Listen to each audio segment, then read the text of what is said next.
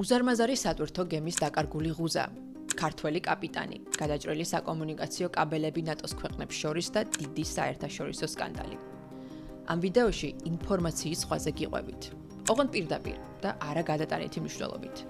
რადგან სწორედ ზღვებისა და ოკეანეების ფსკერზე გადის მსოფლიოს მონაცემთა 95% და ტრილიონობით დოლარის ფინანსური ტრანზაქცია ყოველდღიურად. ასეთი სტრატეგიული მნიშვნელობის ინფრასტრუქტურა კი, რა თქმა უნდა, ვერ იქნება გეოპოლიტიკური დაპირისპირებისაგან თავისუფალი. როგორია ჰიბრიდული ომის ეს ყველაზე ღრმა ფორმა? რატომ იბრძვიან დიდი ძალები წყალქვეშ და ყველაზე მთავარი? ვინ იგებს ამ ბრძოლაში?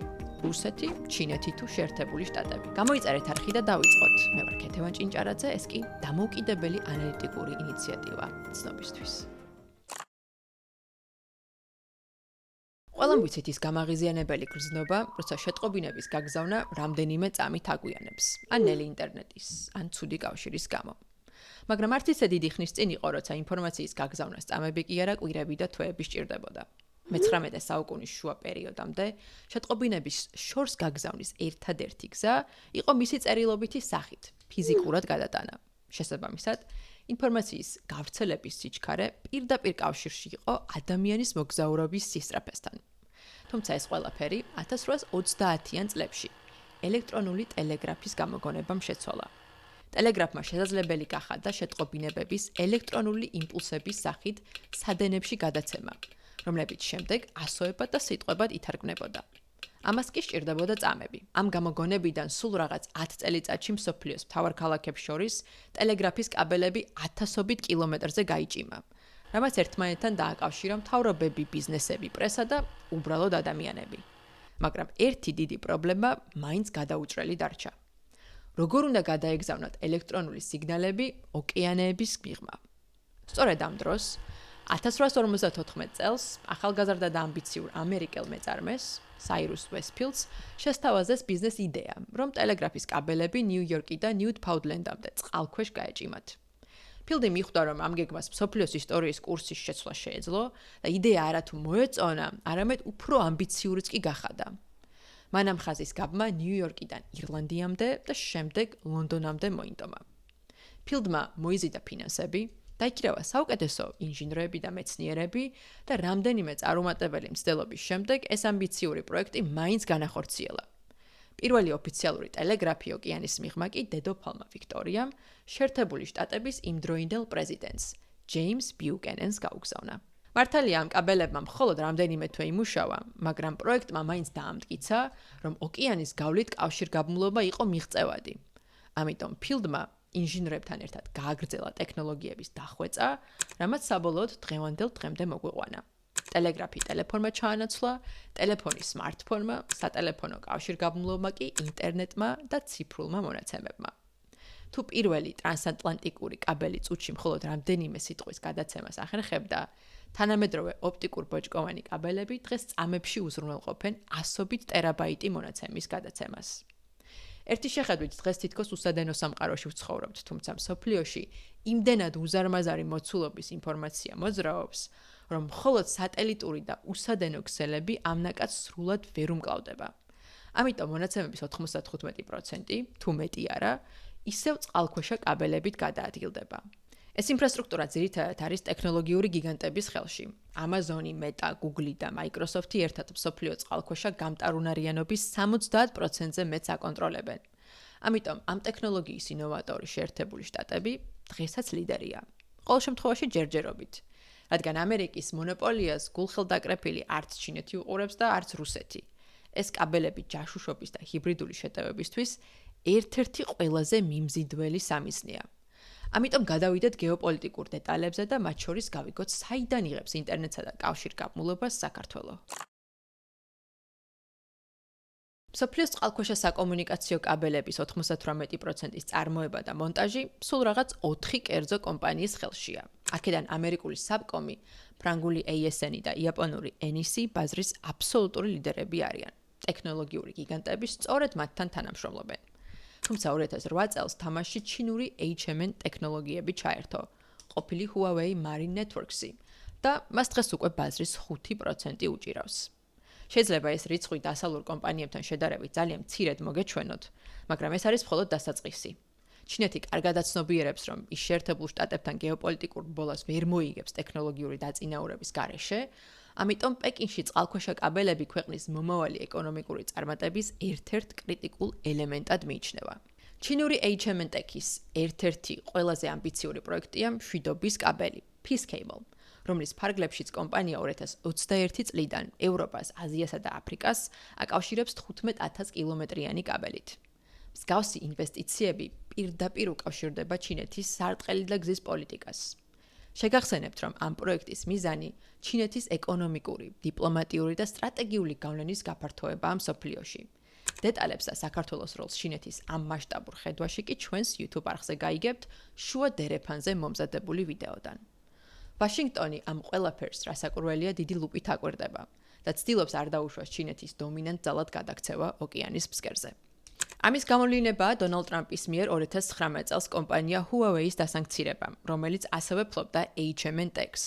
შეერთებულმა შტატებმა Huawei-ის ბრალიც კი წაუყენა ამერიკული ტექნოლოგიის მოპარვაში, დანაშაულებრივ შეთქმულებაში, ელექტრონულ თაღლითობაში და ირანის დახმარებაში სანქციების ასარიდებლად.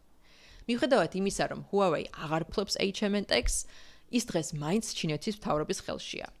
ამიტომ ვაშინგტონში ვარაუდები არ ქრება, რომ წყალქვეშა კაბელები პეკინმა შესაძლოა ჯაშუშობისთვის ან კრიტიკული ინფრასტრუქტურის საბოტაჟისთვის გამოიყენოს. მსგავსი ეჭვები რუსეთთან დაკავშირებითაც არსებობს, რასაც მოგვიანებით შევეხებით. შემთხვევითი არაა, რომ 2020 წელს თეთრი სახლის ჩარევით ჩაიშალა Google-ისა და Meta-ს უპრეცედენტო პროექტი, რომელსაც ლოს-ანჯელესი ჰონგ-კონგთან უნდა დაეკავშირებინა წყალქვეშა კაბელებით.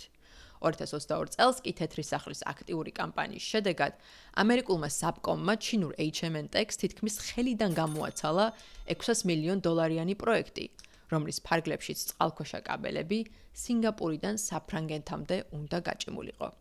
თუმცა თავად საბკომი და HMNTech-ი საჯაროდ არ საუბრობენ სახელმწიფო პოლიტიკის გავლენაზე მათ საქმიანობაში. შეერთებული შტატები შეიძლება სხვადასხვა ტიპის ზეწოლით მეტნაკლებად ახერხებს ჩინეთის პროგრესის შენელებას, მაგრამ ჩინეთს მაინც რჩება ერთი დიდი კოზირი – გემების მშენებლობა. დღეს ჩინეთში შენდება მსოფლიოს გემების ნახევარზე მეტი, მაშინ როცა ამერიკელები აწარმოებენ მსოფლიოს მოთხოვნის მხოლოდ 0.1%-ს. ეს კი იმას ნიშნავს, რომ მომავალში სულ უფრო გაიზრდება ჩინური გემების როლი როგორც კაბელების ოკეანის ფსკერზე დაგებაში, ასევე მათ შეკეთებაში. დააკვირდით, რამდენად სტრატეგიული და გააზრებულია ჩინეთის პოლიტიკა. პეკინი ცდილობს რაც შეიძლება მეტი მიწოდების ჯაჭვის ათვისებას, რათა შექმნას მსოფლიოში დამოკიდებულება. შედეგად, რამდენიც არ უნდა იცადო ჩინეთს თავი აარიდო, მაინც წააწყდები ერთ კრიტიკულ კომპონენტს, რაშიც ჩინეთი დაგჭირდება. წყალქვეშა ინფრასტრუქტურაზე საუბრისას არ გამოგრჩეს შავი ზღვაც. საინტერესოა, საიდან იღებს საქართველო ინტერნეტს და რა გეოპოლიტიკური ფაქტორები თამაშობს ჩვენი რეგიონის კომუნიკაციაში. მსოფლიოს საზღვაო კაბელების რუკის მიხედვით, ფოთიდან შავ ზღვაში 3 წყალქვეშა კაბელია გავლებული. 2 ბულგარეთის მიმართულებით, 1 კი რუსეთის. ქართული Forbes-ის მიხედვით კი ამ კაბელების ოპერატორი და მფლობელი კომპანია კავკასუს ონლაინია, რომელთანაც თავის დროზე თანამშრომლობდნენ Makticom, Silknet, Selfie და სხვა მცირე პროვაიდერები. თუმცა Makticom და Silknet ამ ეტაპზე აღარ არიან კავკასუს ონლაინის პარტნიორები. კომპანიის ირგვლივ მრავალწლიანი სამართლებრივი და მარეგულირებელი დავის შედეგად, სხვა მიზეზებთან ერთად, Makticom და Silknet ალტერნატიულ, შედარებით იაფ მარშრუტებზე გადავიდნენ. დღეს საქართველოს ინტერნეტის უდიდეს ნაწილს იღებს სახმელეთო ოპტიკური ქსელებით, თურქეთის, აზერბაიჯანის, სომხეთისა და რუსეთის გავლით. Forbes-ის მიხედვით კომპანია Selfie რჩება კავკასუს ონლაინის პარტნიორად, რაც გვაფიქრებინებს, რომ ქვეყნის მობილური ინტერნეტის სავარაუდოდ მხოლოდ 10-20% მოდის ევროპიდან შავი ზღვის გავლით. თუმცა შავი ზღვის ინფრასტრუქტურული პოტენციალი გაცილებით დიდია. საქართველოს შეუძლია გადაიქცეს ევროპა-აზიის მონაცემთა გადაცემის ჰაბად და დიდი როლი შეასრულოს ციფრული აბრეშუმის გზის განვითარებაში. თუმცა ამაში შეიძლება შემაფერხებელი ფაქტორი იყოს ჩვენი მეზობელი რუსეთი და გავიგოთ რატომ. მანამდე კი კიდევ ერთხელ შეგახსენებთ, რომ გამოიწეროთ ჩვენი არხი, რადგან თუ ვიდეოს ამ დრომდე უყურებთ, ესე იგი ჩვენი ანალიტიკა სწორედ თქვენთვისაა. თუ ჩინეთი ცდილობს ინტერნეტის არტერიების აშენებას, რუსეთს სულ უფრო ხშირად ადანაშაულებენ მათი დაზიანების მცდელობაში. ეს კი ყველაზე თვალსაჩინოა ბალტიის ზღვაში. ერთ-ერთი ყველაზე გახმაურებული სკანდალი უკავშირდება Eagle-S, სატვირთო გემს კაპიტან დავით ვადაჭკორიას ხელმძღვანელობით. 2024 წლის დეკემბერში რუსეთის სპორტ-უსლუგადან მომავალმა Eagle-S-მა ბალტიის ზღვაში ღუზა ოკეანის ფსკერზე დაახლოებით 100 კილომეტრის მანძილზე ათრია. შედეგად ჯერ Eastlink 2, ესტონეთისა და ფინეთის დამაკავშირებელი ელექტროენერგიის წყალქვეშა კაბელი დააზიანა, შემდეგ კი რამდენიმე წყალქვეშა ინტერნეტ კაბელი.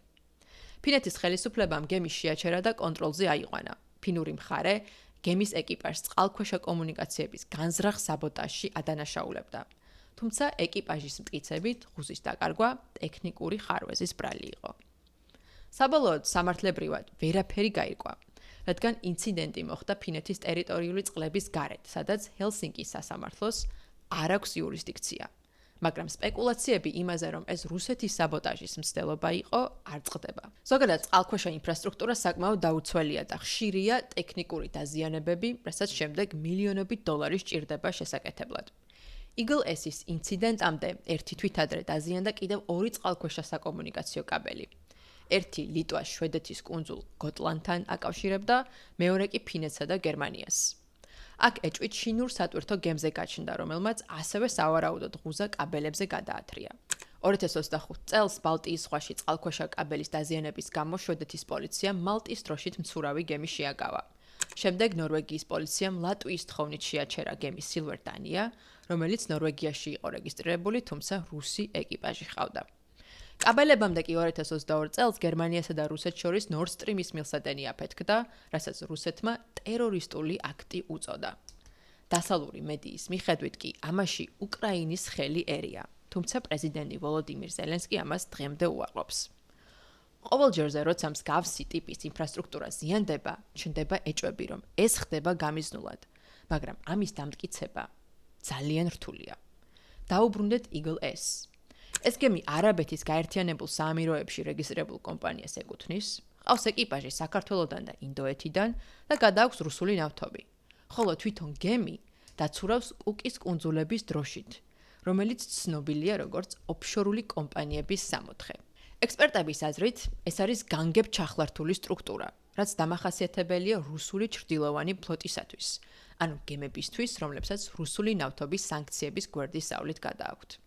ასევე არსებობს ცნობები, რომ რუსეთი ბალტიის ზღვაში წყალქვეშა ინფრასტრუქტურას დიდი ხანია აკვირდება და მათ ინტენსიურად რუკავს. ინციდენტი კი მოხდა სწორედ იმ პერიოდში, როცა ბალტიის ქვეყნები რუსეთის ელექტროენერგიის ქსელს საბოლოოდ ეთიშებოდნენ და ევროკავშირის ენერგოსისტემას უერთდებოდნენ. ამას ემატება ისიც, რომ რუსეთის გარდა ბალტიის ზღვის მოსაზღვრე ყველა ქვეყანა ნატოს წევრია. შესაბამისად, როცა საქმე განზრახ საბოტაჟს ეხება, რუსეთი პირველი და ლოგიკური ეჭვმიტანილია. მიუხედავად იმისა, რომ ამ ყველაფრის დამტკიცება ძალიან რთულია, ფაქტია, რომ მსგავსი შემთხვევები ბალტიის ზღვაში საგრძნობლად არის გაზრდილი უკრაინის ომის შემდეგ. ამიტომ ნატომ ეს უპასუხოდ არ დატოვა და 2025 წელს დაიწყო ოპერაცია ბალტიის გუშაგი. ამ მისიის მიზანი ბალტიის ზღვაში კრიტიკული ინფრასტრუქტურის დაცვაა. ალიანსმა გააძლიერა საზღვაო მონიტორინგი და გაზარდა სამხედრო თვითმფრინავებისა და ხომალდების პატრულირება. მაგრამ რეალობა ისაა, რომ თუნდაც ბალტიის ზღვა რუკაზე შედარებით პატარა ჩანდეს, მისი მუდმივი და სრული კონტროლი პრაქტიკულად შეუძლებელია. ამიტომ რუსეთისათვის ბალტიის ზღვა დარჩება ჰიბრიდული შეტევებისათვის ხელსაყრელ ადგილად. ანალოგიურად, რუსეთის საბოტაჟისაგან არც შავი ზღვაა დაზღვეული, რაც წყალქვეშა ინფრასტრუქტურის განვითარებისათვის შემაფერხებელი ფაქტორია. თუმცა კომენტარებში დაველოდებით თქვენს აზრს. როგორ ხედავთ საქართველოს პოტენციალის განვითარებას წყალქვეშა კაბელების მიმართულებით. მოკლედ რომ ვთქვათ, დღეს ადგილი არ დარჩა, სადაც დიდი ძალები პირველობისთვის არ იბრძვიან. არა მხოლოდ დედამიწაზე, არამედ კოსმოსშიც. თანამედროვე საკომუნიკაციო გაყვანილობა კი ამ დაპირისპირებაში უდიდეს როლს თამაშობს. ხელოვნური ინტელექტის ეპოქაში ტრადიციულ სამხედრო ძალასთან ერთად სულ უფრო და უფრო მნიშვნელოვანი ხდება ტექნოლოგიური დაწინაურება. თქვენ კი თუ მეტი ინფორმაცია გაინტერესებთ ტექნოლოგიურ ბოლოზე, კომენტარებში აუცილებლად ვაცნობეთ. ჩვენმა მაყურებელმა უკვე კარგად იცის, რომ მსგავსი აქტუალური მოვლენების ანალიზს, ფაქტებზე დაფუძნებით, რა თქმა უნდა, მოისმენთ მხოლოდ ჩვენს არხზე. ამიტომ დაგვიმეგობრდით YouTube-ზე, Instagram-ზე, TikTok-ზე, Facebook-ზე და Spotify-ზე. და თუ ჯერ არ გინახავთ ჩვენი ინტეგრირებული ვებგვერდი fyigeo.com, აუცილებლად ესტუმრეთ. სწორედ იქ ნახავთ ერთ სივრცეში ვიდეოს, სტატიას და აუდიო ვერსიას თქვენთვის სასურველ თემაზე. შევხვდებით შემდეგ ვიდეოში.